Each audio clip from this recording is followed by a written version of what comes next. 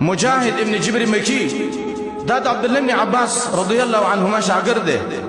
دا مجاهد یو ورځ راغی د خپل استاد ته ویل عبدالله ابن عباس ته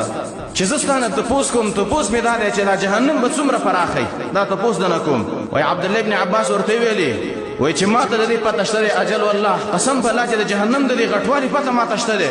خو زه به ته دومره خبره وکړم دا یې زده کړه چې ان بین شحمة اذن احدهم الى عاتقه، وایي د یو جهنمي د دې غوږ د دې نرمۍ نه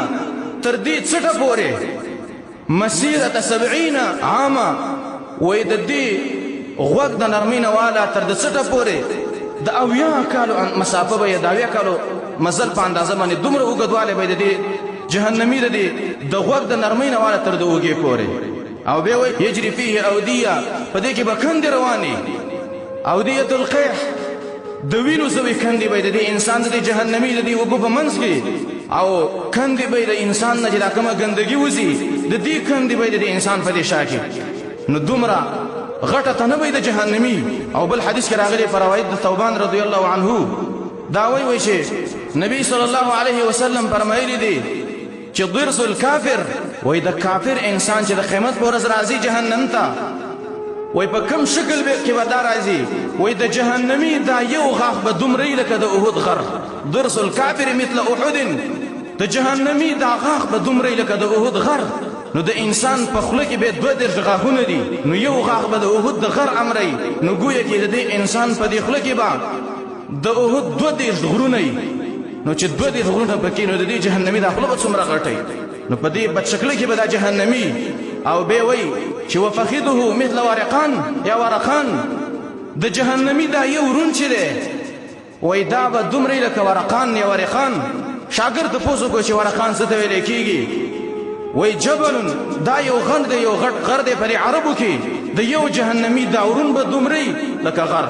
او وجلده 40 ذراعه، د دې جهنمي دا سرمن چې ده دا به 40 ګزه اوږدی، پیړه به ده. او بل حدیث د مشکات کې راغلی دی د دې جهنمي انسان دا سرمن به دومره پلنی چې په 3 ورځو مزل کې به دا انسان را لاندې نه کېږي، دومره به د جهنمي انسان دا سرمن پیړی. او بل حدیث کې راغلی دی په روایت د ابو سعید خدری رضی الله عنه دا وایي چې د قیامت په ورځ د کافر انسان او د جهنمي انسان دا مقعد دا شاته ایسو دا کوناټي دا به دومره غټي چې مسیره 3 ایام د 3 ورځو د مزل په اندازه باندې به د جهنمي انسان دا شاته ایسه غټي، په دې شکل کې به دا جهنمي او ارغاق د جهنمي به د احد د غر امری. او وفخذه مثل ورقان، او د جهنمي دا یو ورون به دومره لکه د ورقان غر، په دې شکل کې به دا جهنمي. د دې وجه نه حدیث کې راغلی یو ورځ عبدالله بن مسعود رضی الله عنه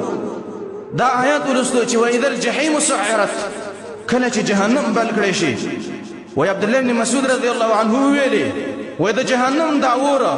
دا 10 کاله بل شو، وایي حتی بیضت 10 کاله بعد